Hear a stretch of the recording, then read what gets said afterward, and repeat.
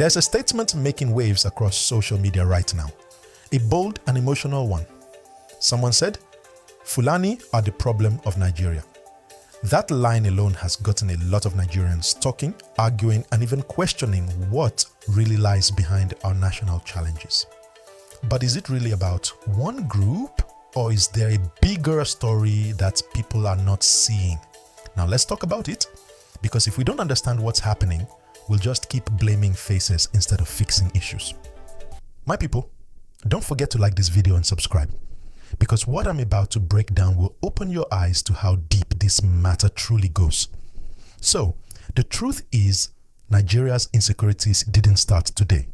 From banditry in the northwest to herders-farmers clashes, kidnapping, and communal crisis. Many of these problems have ethnic names attached to them, but when we look closer, we'll see that the real roots go deeper. Poor leadership, weak security intelligence, corruption, and lack of justice. When a nation fails to punish wrongdoers equally, ethnicity becomes a convenient cover. You see, many innocent Fulani people are peace-loving Nigerians. They raise cattle, trade, and contribute to our economy.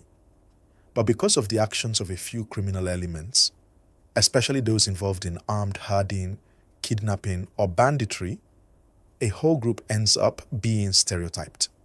That's where the problem begins. And social media makes it worse, because once a video or headline drops saying, "Fulani did this," people don't check if it's verified. Emotions just rise. But what if we flip the question? Who really benefits from the chaos? Think about it. Every time there is tension, someone somewhere gains politically or economically. It could be a politician trying to start division for votes, or criminal networks using identity to hide their crimes. That's why we must be wise. Nigeria's challenges are not Fulani versus others. They are bad governance versus the people. Now, if you watch what's been happening in recent weeks, you'll notice the government is trying again to push for peace meetings between herders and farmers, and to regulate open grazing to reduce conflicts. But it will take more than meetings. It will take justice, accountability, and real investment in rural communities. I know many of you watching me from the south, north, east, and west are tired of the same old story. But the truth is, until we stop labeling people and start addressing systems, peace will keep running away from us. So when next you hear someone say, "Fulani are the problem," ask them, are you talking about individuals or a failed system? Please like this video and subscribe. Let's talk about it more in the comments. Do you think labeling groups is helping Nigeria or destroying it more?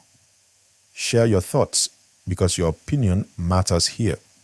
We must learn to separate criminals from communities, because in every tribe there are both good and bad people. The key is justice, fairness, and equal punishment for crimes, no matter who commits them. And that's the real truth behind this headline that's shaking the internet. My people, don't forget again, like this video, subscribe, and share it so more Nigerians can hear this side of the story. We need awareness, not hatred. Now let's go deeper. You see, many of the problems people are complaining about today didn't just appear out of nowhere. The herder-farmer clashes, for instance, have been going on for decades, long before many of us were even born. But it became worse when population increased, land became smaller, and climate change started drying up grazing fields in the north. So many herders began moving southward with their cattle, looking for pasture. Unfortunately, in that movement, they sometimes entered farms, destroyed crops, and clashes started. And because many herders are Fulani by ethnicity, people started associating all Fulani with that crisis. But when you look deeper, it's not about tribe, it's about land, economy, and survival. If the government had provided modern ranching systems, water projects, and proper security, we wouldn't be having these same issues today. And again, this is not just a northern problem. Even in the south, we've seen similar tensions between farmers and local herders. The difference is it becomes more sensitive when ethnicity is added to it. That's why we must learn to separate crime from culture. Please, if you're following this gist, drop a comment and tell me what you think about this. Should Nigeria move to full ranching to solve this problem once and for all? Don't forget to like and subscribe before you continue watching, because this type of conversation needs to reach more Nigerians everywhere. Now, let's talk about the danger of hate speech and misinformation. And a lot of what we see on social media, those viral videos and captions, many of them are not verified. Some are even old videos from other countries recycled as new events in Nigeria. The more people share them without checking facts, the more division grows. That's exactly how tension spreads from online to offline. And when people start generalizing, these people are these, those ones are that, it poisons minds and destroys trust between communities that have lived together for decades. Let me remind us, Nigeria is made up of over 250 ethnic groups. If we start saying one group is the cause of everything wrong, then every group will start defending itself. And before we know it, unity is gone.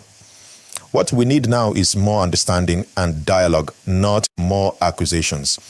Even the government, in some of their statements, have warned that people should stop labeling entire groups. Security agencies are saying that criminals exist in every community and they must be treated as criminals, not as representatives of any tribe. That's the right approach. Now, something interesting is happening. There are new initiatives coming up in some states. Peace and dialogue meetings between local farmers and herders, especially in Plateau, Benue, and parts of Oyo. These are small steps, but they are important.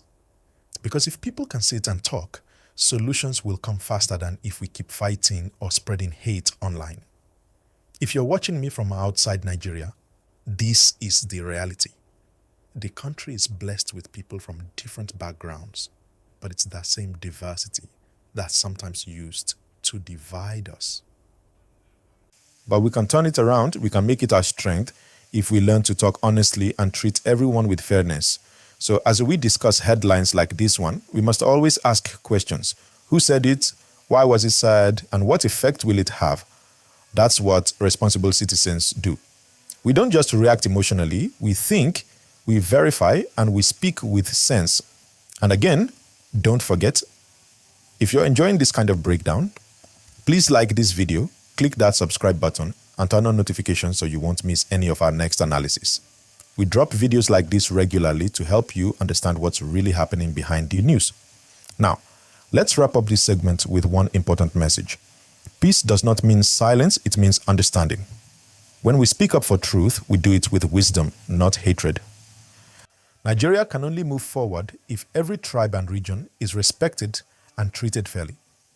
So next time you see a headline that looks like an attack on any group, take a step back, breathe, and ask, what's the real story behind it?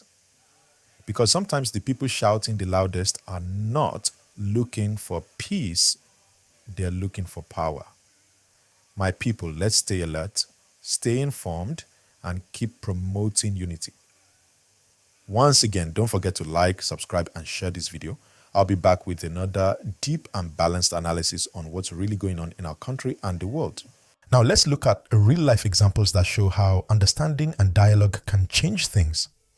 In recent years, we've seen communities that were once enemies come together to rebuild trust. Take some villages in Plateau and Nasarawa, for instance. They started peace talks between farmers and herders. These talks were not easy, but with time, they reduced tension, brought back trade, and even reopened schools that had been shut down due to fear.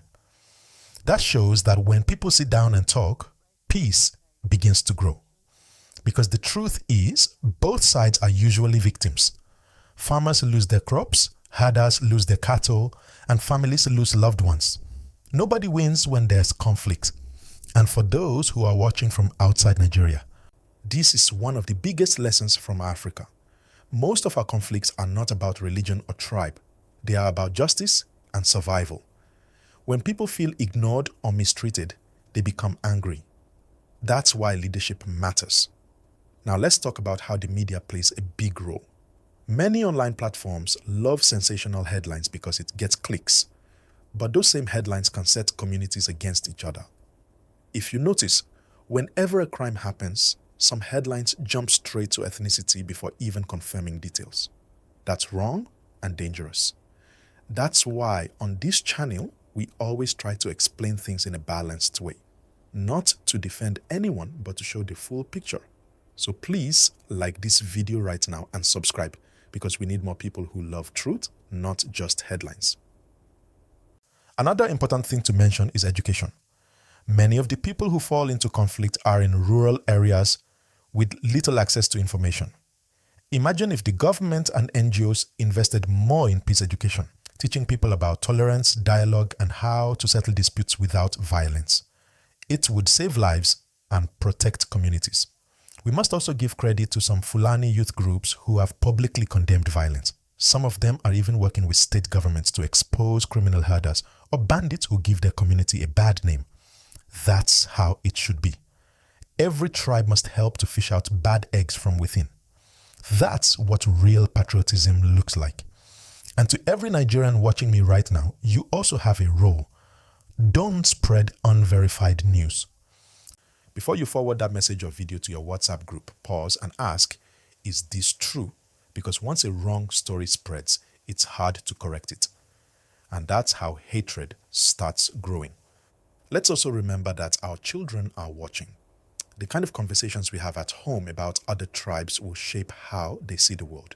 If we speak hate, they'll learn hate. If we speak unity, they'll learn peace. That's why each of us must be careful with our words. And please don't forget, like this video, subscribe, and share this message of peace. When we grow this platform, we'll have more voices standing for truth in a country that truly needs it. Finally, let's look at the way forward. Nigeria is at a point where we can no longer afford to fight ourselves. The economy is tough, insecurity is high, and people are struggling to survive. What we need now is cooperation. Farmers need herders to supply meat and milk. Herders need farmers for food and market. We are all connected, whether we like it or not. The government must strengthen its approach, provide ranching facilities, punish criminals without bias, and promote fair dialogue. When people see justice, peace will follow naturally. And as citizens, we must keep holding leaders accountable, not attacking our neighbors. My people, let me leave you with this. Every great nation that succeeded chose unity over division. If we want Nigeria to rise, we must rise together. It's not about tribe or religion, it's about love for country and respect for one another. So if you believe in peace and unity, hit that like button now, subscribe, and share this video. Let's spread sense, not hate. Let's build the Nigeria we want to see. Till I come your way again with another deep and honest gist, remember, peace starts with you.